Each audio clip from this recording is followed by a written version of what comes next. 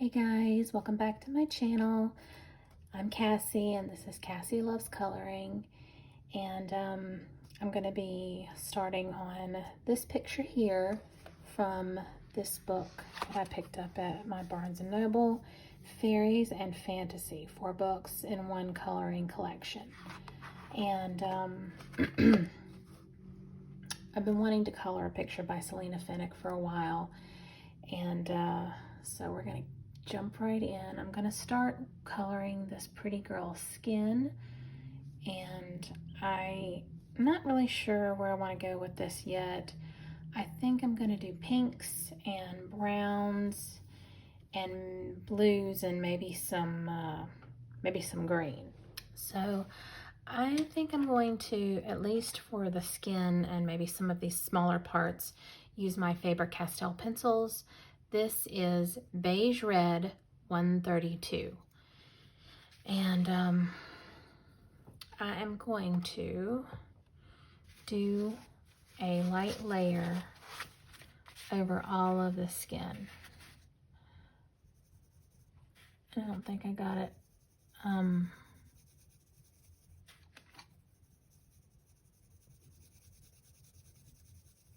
sharp enough, but we're just gonna go with it. I chose this particular picture because I wanted something a little bit more simple. Of course, knowing my luck, it's going to prove to be more complicated than I originally thought. And this is my first time coloring in this book, and I also am not very well versed in Faber-Castell, in the polychromos, but why not just jump in and learn?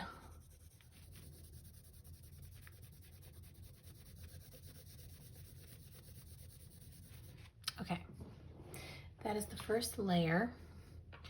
I was going to do a winter themed fairy because there's several in this book, so I could cover winter and do something for February and as well. All of the winter ones are kind of complicated, and I just really don't want to do anything complicated right now.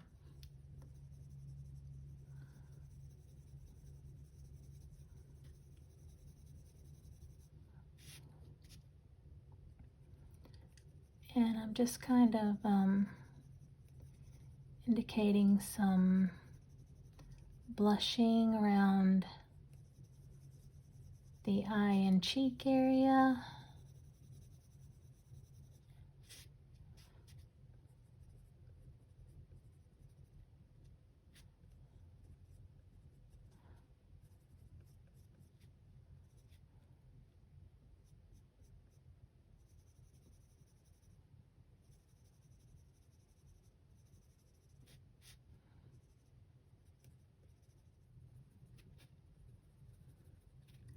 And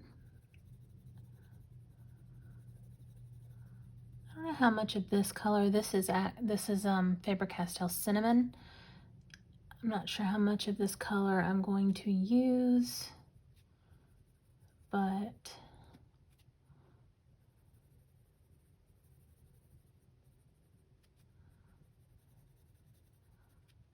I want this to be sort of the mid-tone for the skin.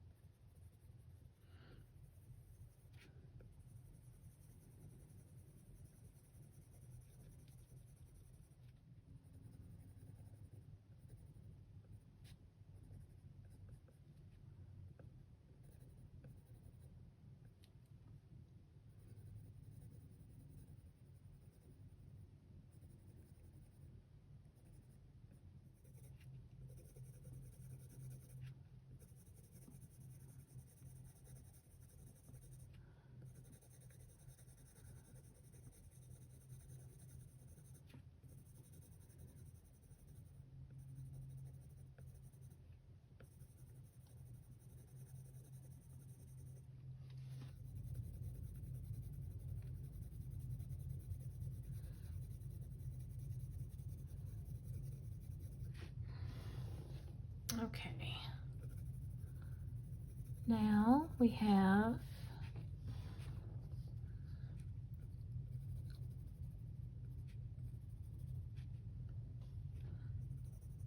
the mid-tone down. And I think I'm going to go in with the purple violet and deepen some of the shadows.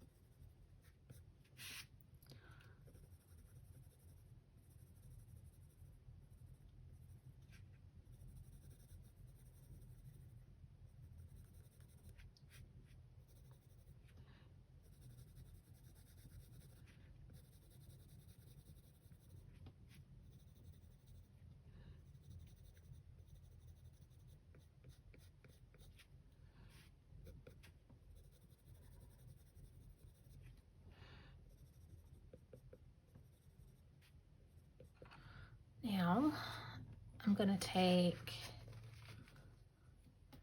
the cinnamon again. I'm going to go over all of that purple.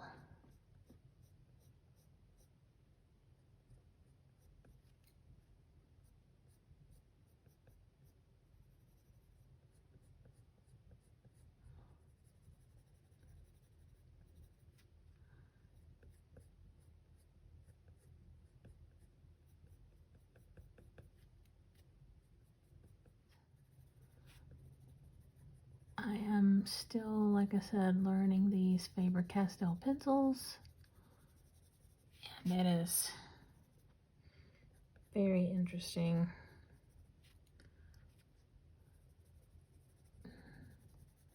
how different they are from Prismacolors.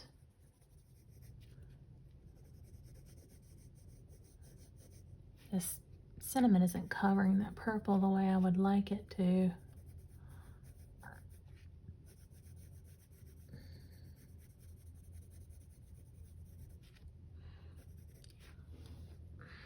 I wonder if it isn't looking more like bruising than a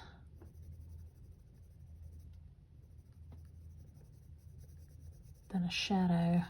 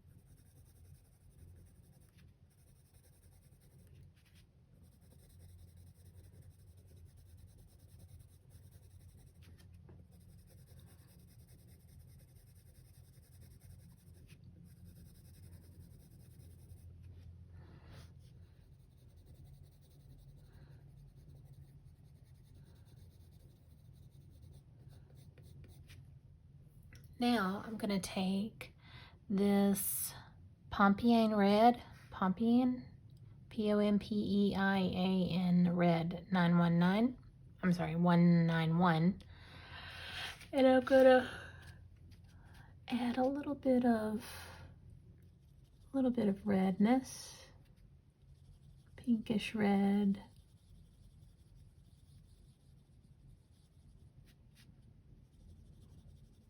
Give her a little bit of a sun-kissed look.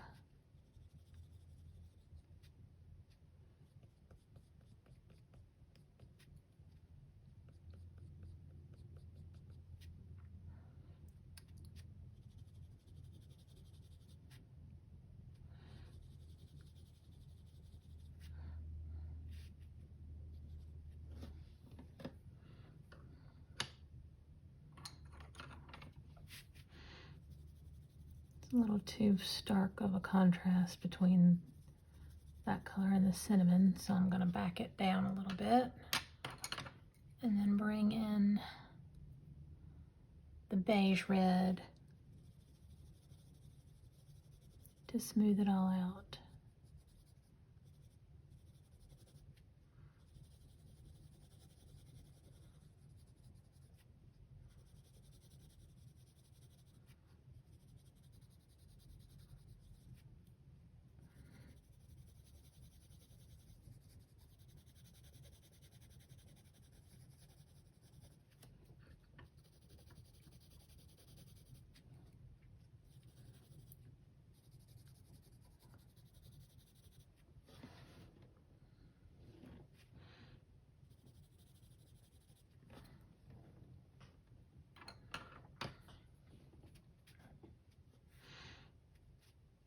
Okay, I'm going to take and put some of this on the shoulders.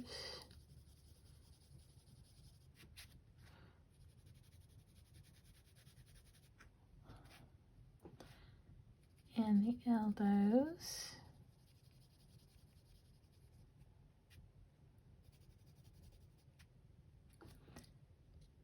Tips of the fingers.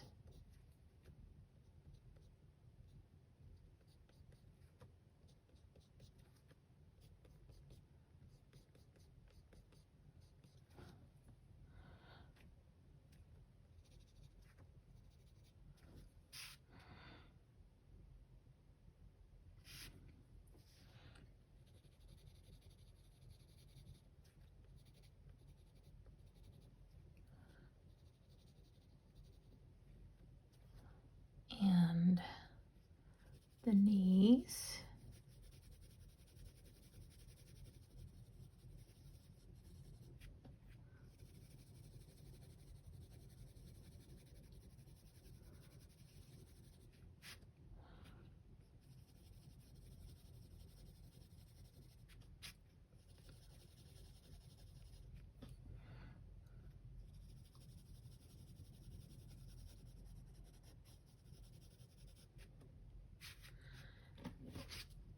And the heel, the ankle, and the tips of the toes.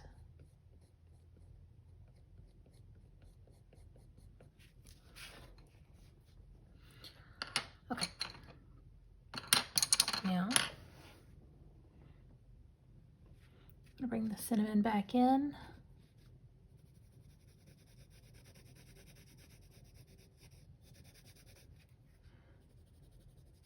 Try to further mask that purple that didn't quite get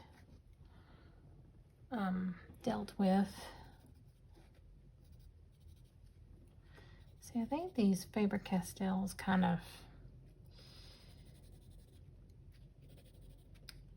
I don't know. I can't explain it. Like, I just don't like them as well as I like Prismacolors. But I chose them because I figured that the harder tips would be easier to get into these tiny little spaces. I'm gonna knock that back on the knees a little bit. It's a little too red.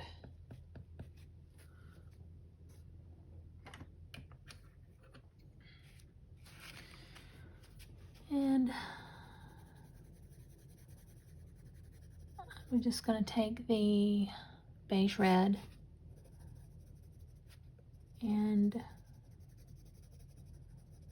make one more layer over everything.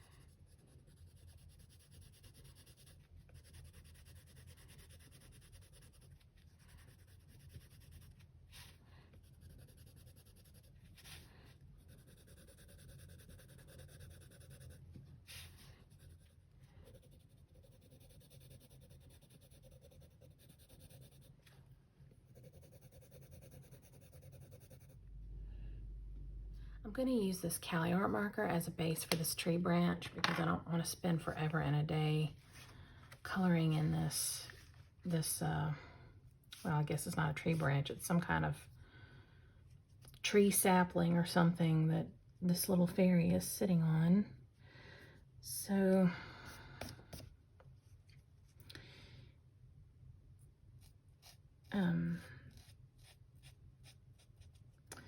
I like these Cali art markers okay.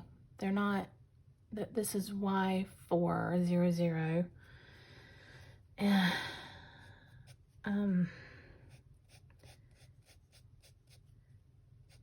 like I said, they're okay. I've not really tried them much.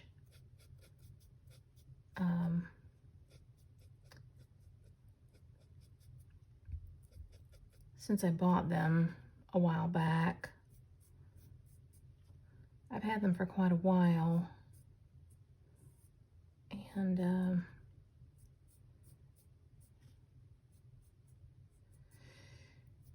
the color range is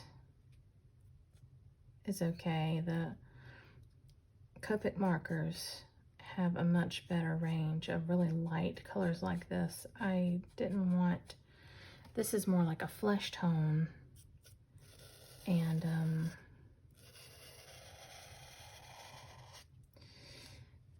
you know, there are not that many, I'm sorry guys, I'm trying to concentrate,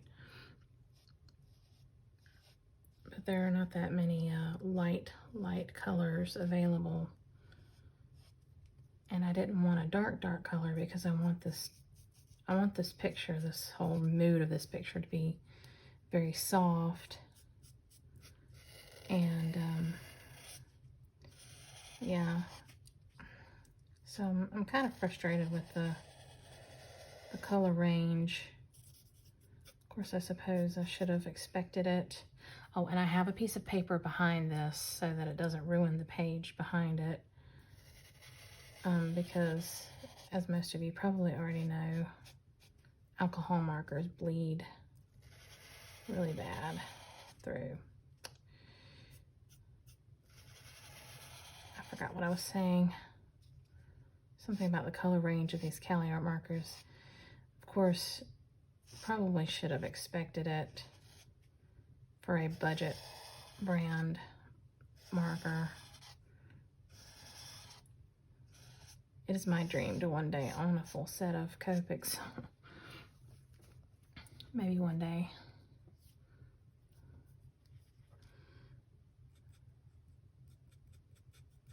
There's so many different art supplies that I want.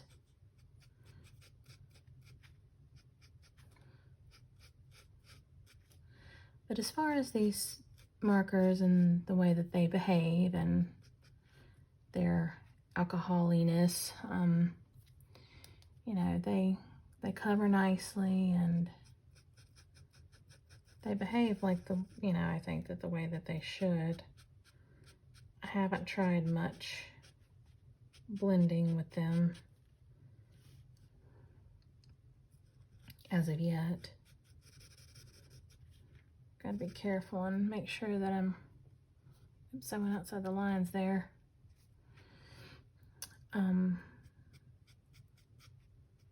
Make sure that I'm coloring only tree branch. I keep calling it a tree branch like it's not really a tree branch. It's some kind of little sapling coming out of this water. I chose this picture originally because the last picture that I colored was pretty intense as far as details, and I wanted something a little simpler. But upon starting this, I realized that if I want to do a decent background on this picture, this is probably going to take a little bit of time. Haven't decided yet what I'm going to do.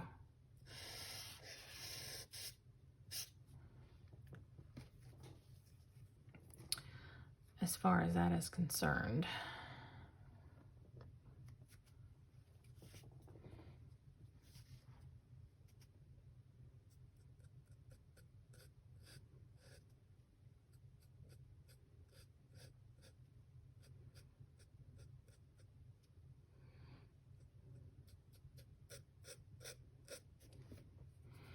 Thinking about sucking it up and just breaking out my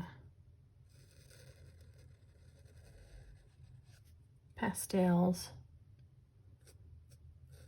I have 2 sets of pastel pencils, and these are doing really well as far as streakiness. They're not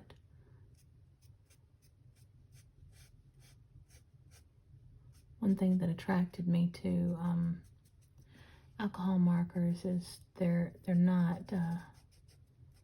not streaky like water-based markers are.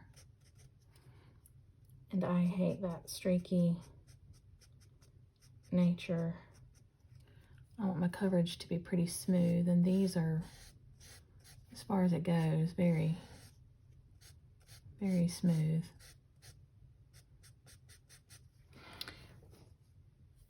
All right, I'm going to change sides now to the small tip and finish this up. Here we go. And that is the base coat for that tree. I'm going to take dark umber and I'm going to start filling in some of the mid-tony shadows here. I have to kind of decide what's going to be in shadow and what's going to be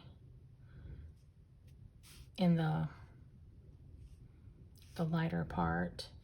Okay, so I'm just going to continue to fill in the shadows of this tree trunk here. I've called it like a million different things: tree trunk, tree branch, plant. I guess none of them are completely wrong.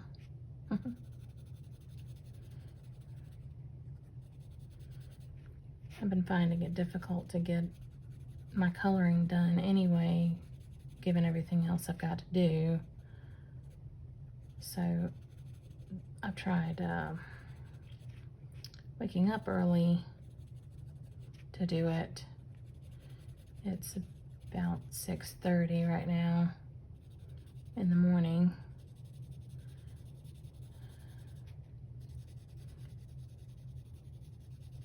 So we'll try this and see how it works.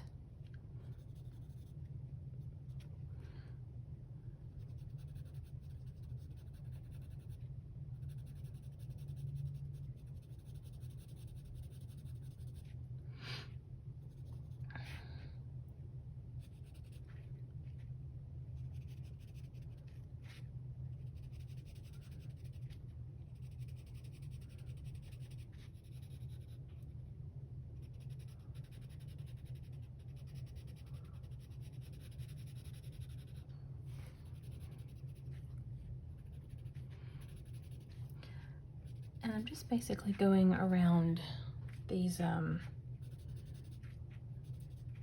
you know, where the lines indicate that there are creases in the tree and stuff. And just kind of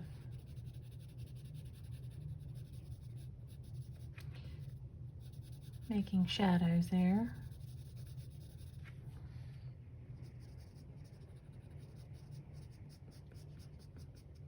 I'm going to be doing a layer of, we did the dark umber yesterday for the darker shadows.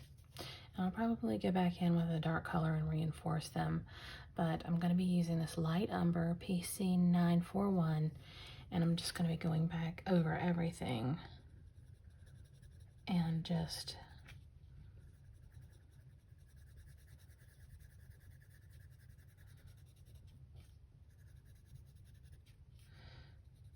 creating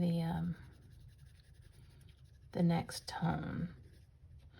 I'm not sure if this is going to be the mid-tone or not, but just to kind of give it a little bit more depth. I'll probably end up going back over the shadows as well, just to make them darker. This first step with the dark umber really took up a lot of time.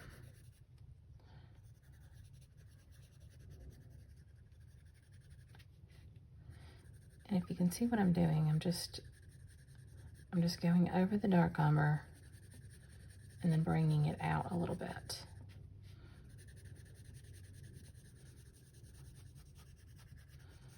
This and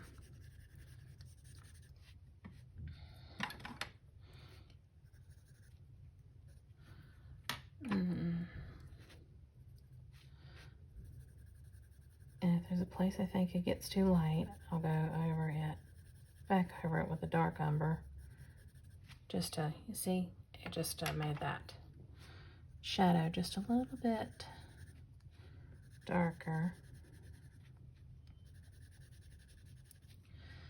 I'm kind of at a loss as to what I'm going to color next, but I think I'm going to finally break out one of my Kirby Roseanne's books. I've only colored one thing in one Kirby book, and I think it was Imagimorphia, and I colored, I think it's that one that has the rabbits, and I colored one mushroom, and then I don't know, I just abandoned it. But, you know, his books are so gorgeous that I just, you know, I feel like I need to pay more attention to them. Okay, so I'm going to do the rest of this off camera, but you see the difference between that and that? It's a lot more full and a lot more, you know, looks a lot more filled in. And I love using these marker bases because it just eliminates the white dots altogether and just creates a nice smooth surface to color on. But unfortunately, you can't use the markers on in every book because not every book is single-sided pages, which this one is.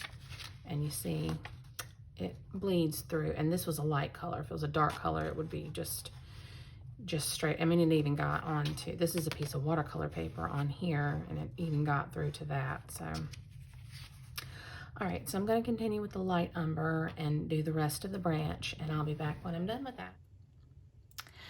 So now I'm going to be taking some artichoke, and I plan on having some green in this picture. There's a leaf here, obviously, and I'm thinking about doing the dress pink and maybe the corset green. I'm not sure, but I'm going to be adding a bits of this into the tree trunk. Just in places, picking up on some where I think some green should go, maybe even bringing it into the shadow some. And you know, just to add some interest to the piece. I'm kind of, you know, colors are dynamic. They're not, you know, not one-dimensional all the time. And, you know, so I'm going to try to steer away from using just one color to color something like all browns and, you know, all pinks and stuff. I want to try to get into the habit of maybe coloring with some, you know, different, what am I trying to say here? It's late. Get into the habit of using different colors to color one thing. Like this tree trunk, for example, I would normally just do all browns, but if you bring in a little bit of green, it adds some interest and some different dynamics to the picture. So can you see that? I'm gonna zoom it in.